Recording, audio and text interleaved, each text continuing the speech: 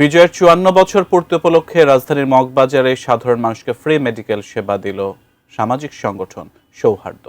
মানবতার কল্যাণে সৌহার্দ্য এই স্লোগানকে সামনে রেখে ২০১৯ সালে করোনার সময় যাত্রা শুরু করে সামাজিক সংগঠন সৌহার্দ্য। সেই থেকে সামাজিক এই সংগঠনটি নানা সময় নানা ধরনের মানবিক কাজের সাথে যুক্ত। তারই অংশ হিসেবে বিজয় দিবস উপলক্ষে মগবাজারের নয়াটোলা শিশু পার্কের মাঠে ফ্রি মেডিকেল ক্যাম্পের আয়োজন করেছে সৌহার্দ্য। ফ্রি মেডিকেল ক্যাম্পের পাশাপাশি বিনামূল্যে ঔষধ সরবরাহ করা হয়েছে সাধারণ মানুষের মাঝে। যারা বিনামূল্যে চিকিৎসা সেবা নিয়েছেন তাদের হাতে বাংলাদেশের পতাকা তুলে দেন আয়োজকরা।